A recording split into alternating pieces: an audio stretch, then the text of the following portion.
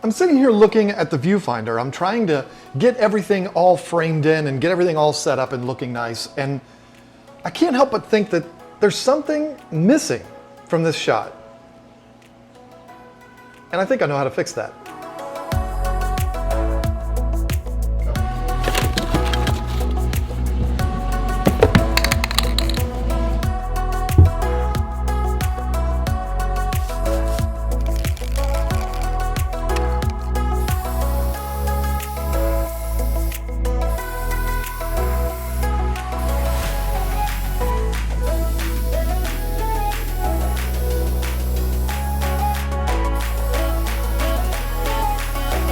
Ready, set, go!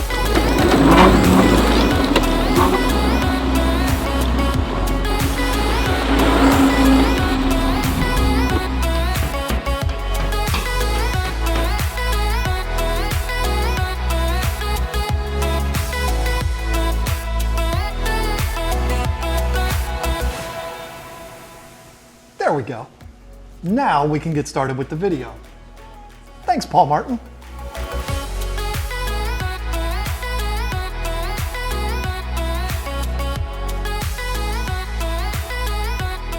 Hey folks, it's John with KeepFishKeeping.com. You know, over the last couple of years, we've done tons and tons of videos about the best this and the best that.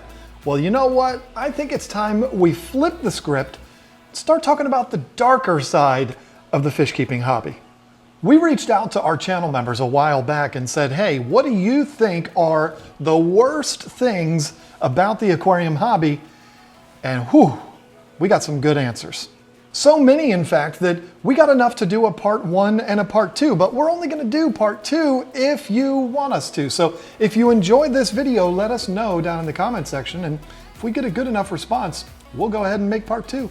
Oh wait, real quick, before we get started, we're going to start doing something fun and kind of silly in our videos, kind of a Where's Waldo type thing. Be on the lookout for this little guy right here. If you see him somewhere in the video, we're gonna do our best to hide him somewhere. If you see him, be the first to put the timestamp of where he was in the comment section down below. And if you are the first one to do it, we'll pin your comment to the top of the comment section. So it ought to be all kinds of fun. I don't know, maybe not. But anyway, let's get to it.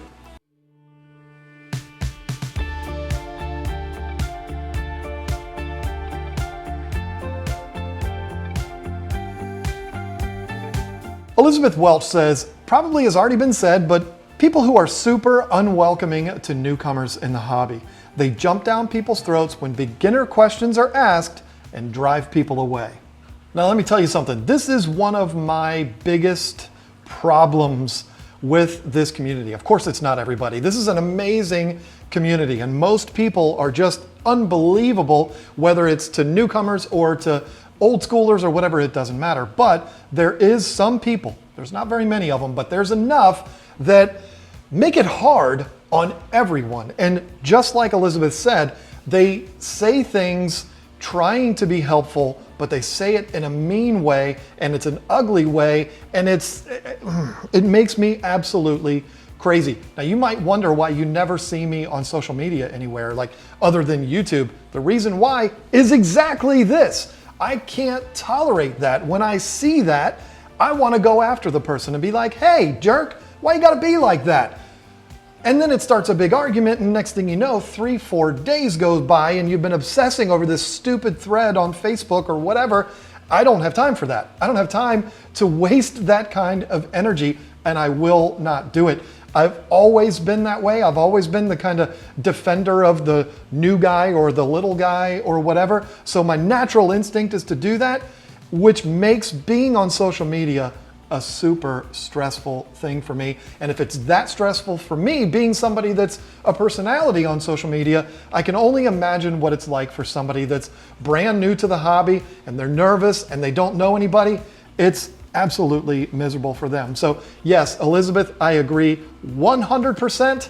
And let me just say, if you are one of those people that acts that way in the comment section, you better not ever meet up with me somewhere and act like that, because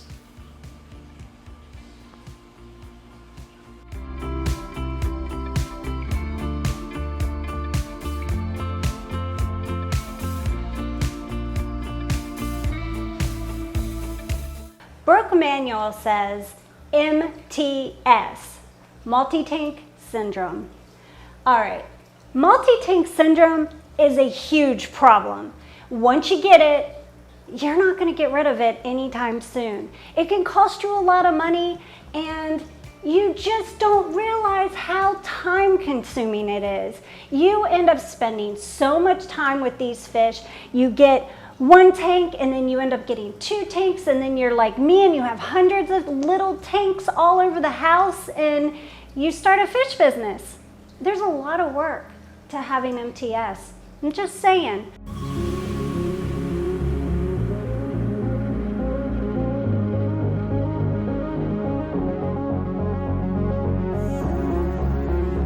Ariel C says, too many choices. What size tank? What's the best filter, food, substrate, what fish to pick? Yes, this is rough. I understand it, but there is another side to this, and there is the KISS method, the keep it simple, stupid method.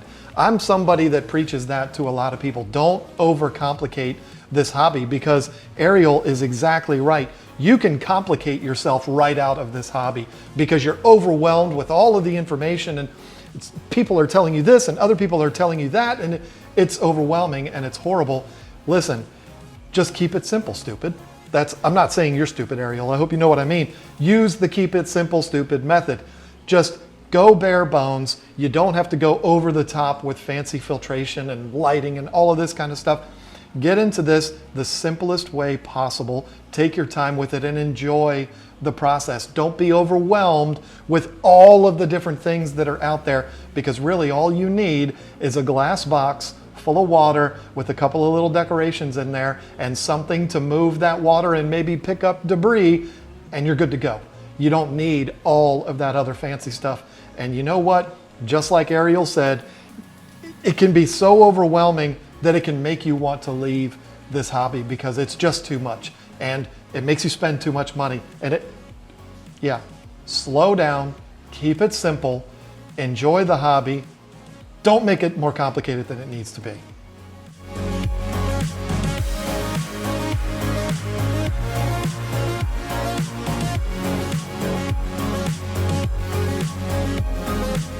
Nikki M says, 1, not having enough room to have a large tank. 2, not having enough room to have more than 1 large tank. 3, not being able to go a full 24 hours without getting my shirt wet. Nikki, I feel you. I totally get it. I'm always getting my shirt wet. And you know what? I'm getting the floor wet. I'm getting a lot of stuff wet. It's just, you know what? My basement, I have to keep a shop vac because I'm always overflowing tanks down here. As far as not having enough room for a big tank, the only thing I can suggest is moving and getting a bigger house, and then you can get as many big tanks as you want.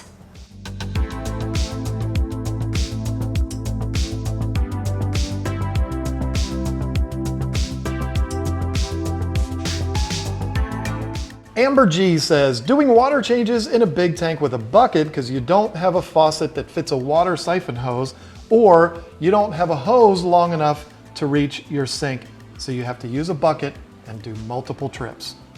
Now listen, there is no one out there that can sympathize with you as much as me, because I went through this for decades. I don't know why I never bought a water changing system. I just didn't, for whatever reason.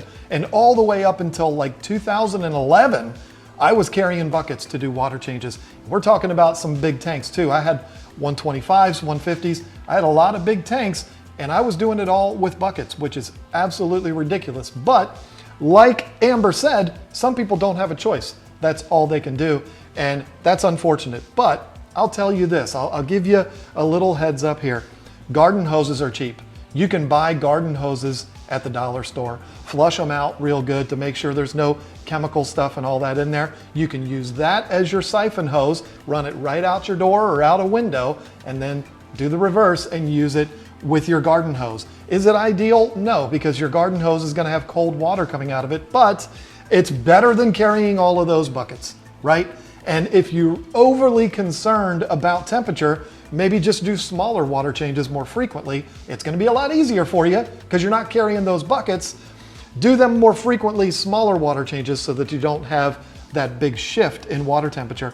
That will save your life and could possibly save this hobby for you, because let's face it, nobody likes carrying buckets. I guess there are those guys out there and girls that are super fitness nuts, that they look at that as like a workout, carrying the buckets. I've seen people doing curls with buckets and stuff like that. Whatever. That's not for me. I'm not saying I don't like working out, but that's not my style of working out. I would rather be able to hook a hose up to it, walk away for a little bit, and then come back and finish it all up. It's so much easier. And I have a bad back, so I don't want to be carrying all of those buckets all over the place.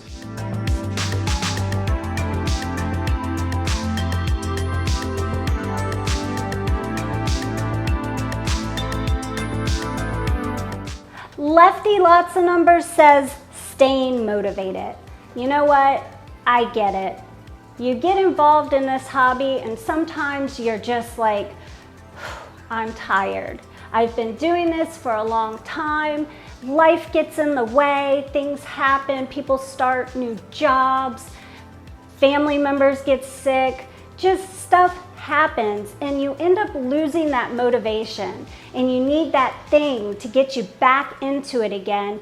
But what better thing to do but try something new.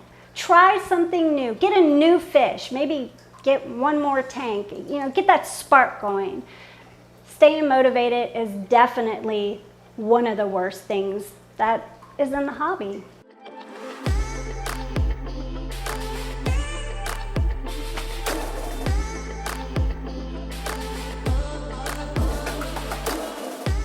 Cadence's Aquatics says all the completely wrong information online and people following it and leading to a lot of fish deaths. Yes, it's true. There is false information online. And in fact, in the 600 videos that I've done, you can probably find some from me even, where the information that I said might not have been the best. But here's my defense for that.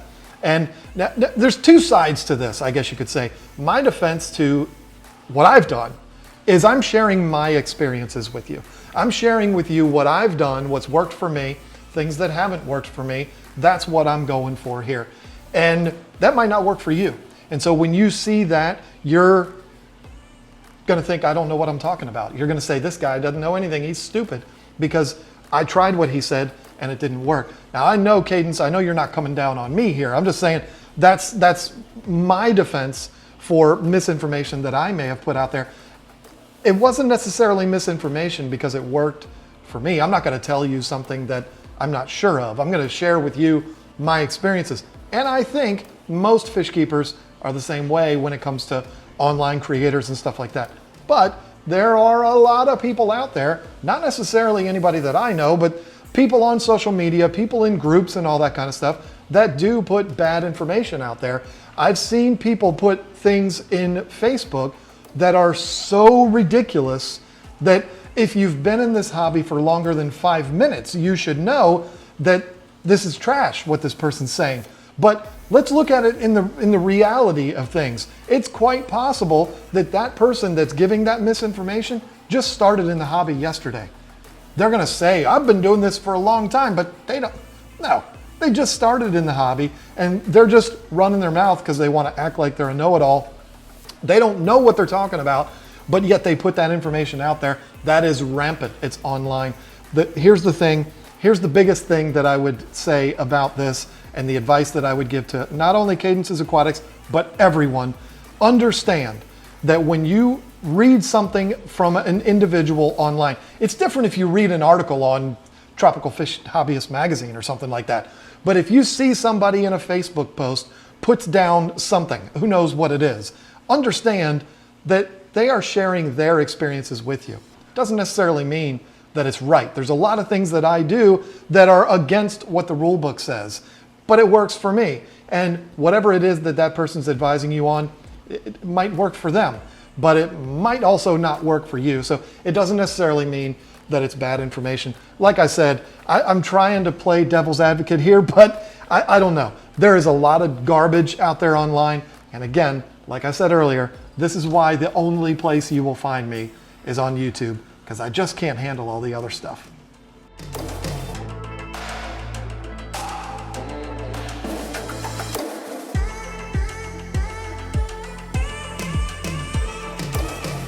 Nicole says the guilt when something goes wrong and you lose a fish. That has got to be one of the worst things in fish keeping. We get so close to our fish. Maybe not everybody, but I know I do. And it's just devastating when you lose a fish, and you might blame yourself. You might think, well, maybe if I had done this differently, or maybe if I had done this, or maybe if I fed a different food. It's the guilt, and you know what? It happens, and you've just got to move on.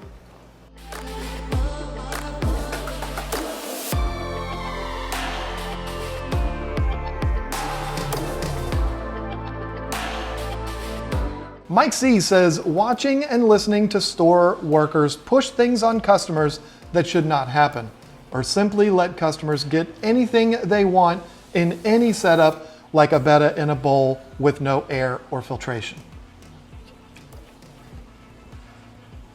Yeah.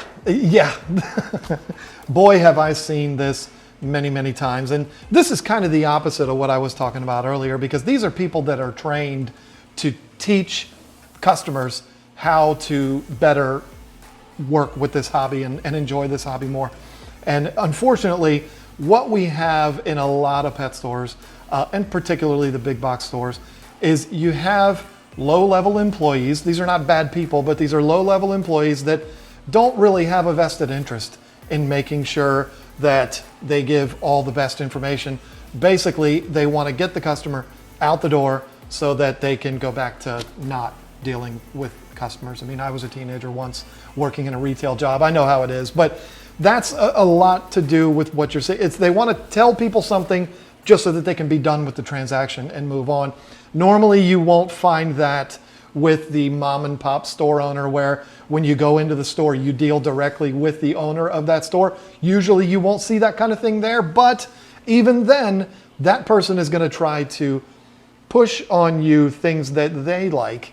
And a lot of reasons why they like something might be because of the profit margin that's in that thing, but who knows? Who knows what their motivations are? But it could be that they are a reputable person.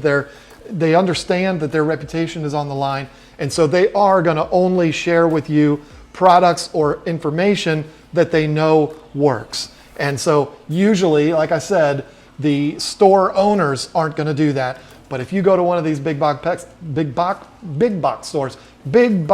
pet stores, you're never going to deal with the owner. Who even knows who the owner is of these companies? You're going to deal with somebody that's a minimum wage, just wants to put in their 4 or 5 hours and get out. That's what they want to do. Now, they're not all that way. I have run into some delightful employees, even at my local Petco. There's some awesome people over there. I love going in and talking to them, but I understand that it's not always that way. And I understand that there is a lot of stuff being pushed in pet stores and by manufacturers that absolutely should not happen. I get it. I'm with you, Mike. What can you do?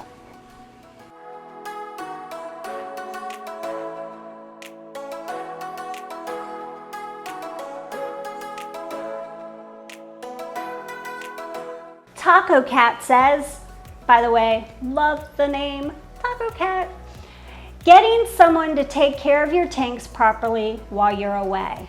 Wow, that's a big one. Yeah, because we're human beings and we want to go on vacation, but we have fish tanks, and sometimes not everyone knows how to take care of a fish tank, and you can't always trust everybody.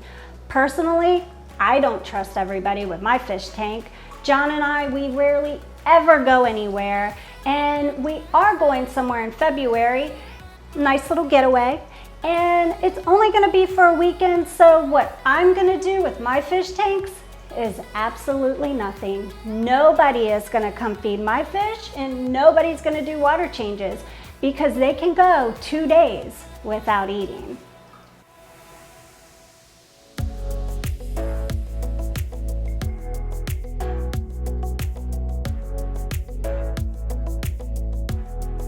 So there you go. There's our top 10 list of the worst things in fish keeping according to our channel members. This was a whole lot of fun to do.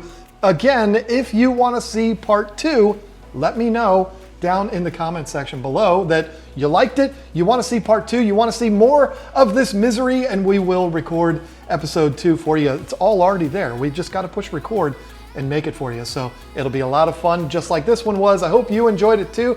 Did you find Bubbles in the video? If you did, put it down in the comment section below, the timestamp and where he was in the video. If you're the first one to do it, we will pin you to the top of the comment section. It'll be a whole lot of fun. And for as long as this video is on YouTube, you'll be able to bask in the glory, seeing yourself at the top of the comment section.